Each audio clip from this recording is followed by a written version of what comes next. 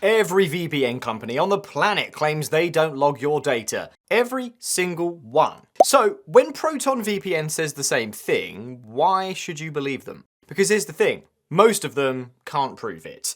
No audits, closed source code, jurisdiction that makes that no logs promise basically unenforceable.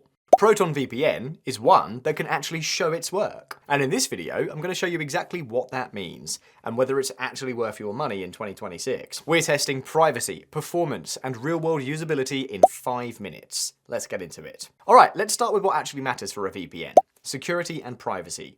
Because if this part doesn't hold up, nothing else does. Proton VPN uses AES 256 encryption. That's the same standard used by governments and militaries. It also supports OpenVPN and WireGuard, two of the most trusted protocols available right now. WireGuard, specifically, is worth mentioning because it's faster and leaner than older protocols without sacrificing security. They also have a feature called Stealth, a custom protocol that disguises your VPN traffic as regular HTTPS. If you've ever tried to use Instagram or Google in China, or access your usual streaming apps while traveling through the Middle East, you know exactly why this matters. Most VPNs get blocked. Stealth is specifically built to get around that. Now, the no logs policy. Every VPN says this, but here's where Proton's situation is genuinely different. Proton is headquartered in Switzerland. That's not just a branding choice. Switzerland has no mandatory data retention laws, sits outside EU jurisdiction, and isn't part of the Five Eyes or 14 Eyes surveillance alliances. What that means practically, if a government sends a legal request demanding your data,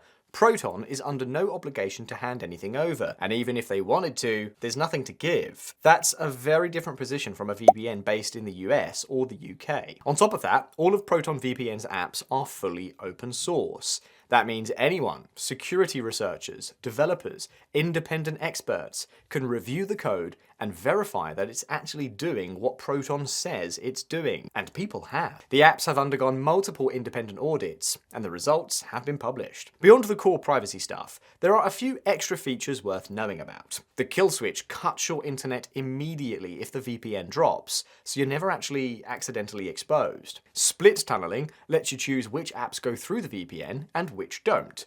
Useful if you want to route your browser through the VPN while keeping your banking app on your regular connection. There's also NetShield, Proton's built-in ad and tracker blocker. It operates at the DNS level, meaning it can block ads before they even load. It's not going to replace a dedicated tool like uBlock Origin, but it's a solid bonus. And for more privacy-conscious users, secure core servers. Say you're a journalist, a researcher, or just someone handling sensitive data. Your traffic routes through a server in a high-privacy country like Iceland or Switzerland before it exits anywhere else.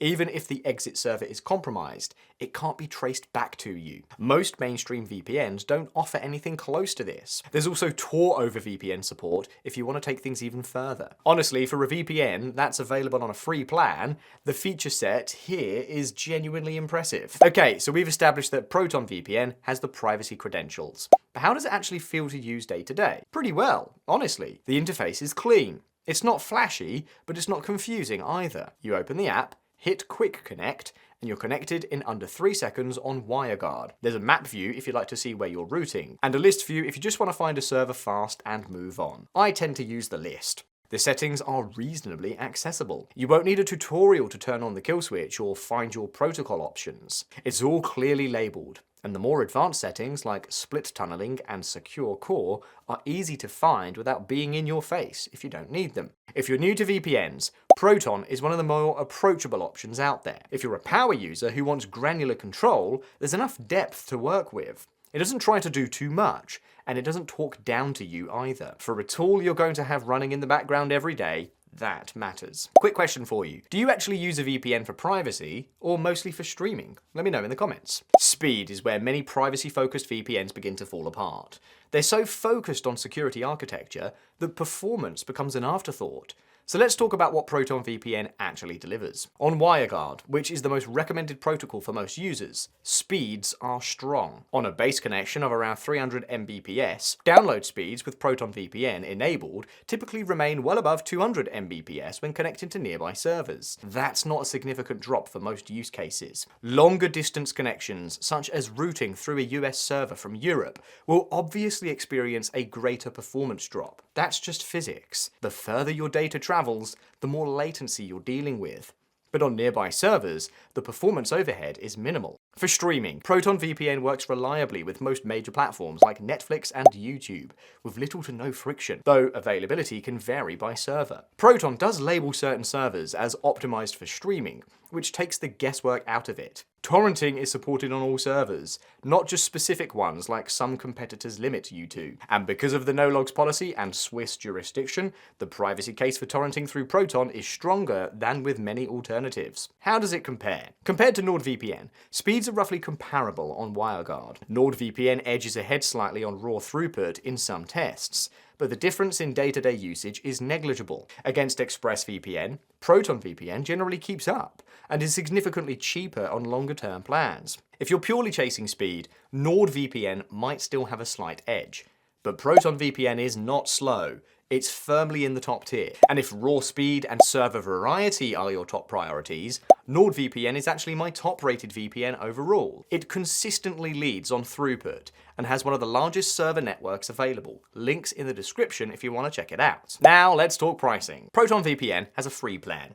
Genuinely free, no data cap, no ads, no sketchy data practices. You get servers in 5 countries and solid privacy protection. It's limited, but it's real. For the paid plans, the Plus plan is roughly $10 a month, or significantly cheaper with the annual plan. It typically comes out to around $4 to $5 a month on a 2-year deal. That puts it in a similar range to NordVPN and ExpressVPN. There's also a Proton Unlimited bundle that includes Proton VPN, Proton Mail, Proton Drive, and Proton Calendar. If you're already using or interested in the Proton ecosystem, which is worth a whole separate video, this bundle makes a lot of financial sense. Given the VPN's level of privacy infrastructure, open source code, and audit history, the pricing is fair. And if you'd like to check out Proton VPN, I've left a link in the description to current deals to help you save more. So, which plan should you actually get? If you just want to try it out, start with the free plan. It's good enough to tell you whether Proton's interface and speeds work for you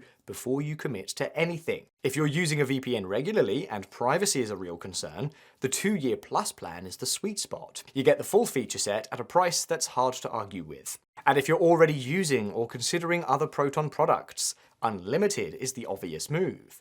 You're essentially getting the VPN at a discount as part of the wider privacy stack. So is Proton VPN worth it in 2026? If your priority is privacy and transparency, it's genuinely one of the best options available. The Swiss jurisdiction, open source apps, and independent audits aren't just talking points, they're verifiable. That's rare in this industry. The feature set is competitive, performance is strong, usability is good, and the free plan is more honest than anything else out there in the VPN space. The main reason to look elsewhere would be if you're prioritizing raw speed above all else, or if you need a significantly larger server network to access specific regions. NordVPN has more servers globally, and ExpressVPN has broader router-level support. But if what you actually care about is whether a VPN company is telling the truth, not just claiming it, Proton VPN is the one that can show its work.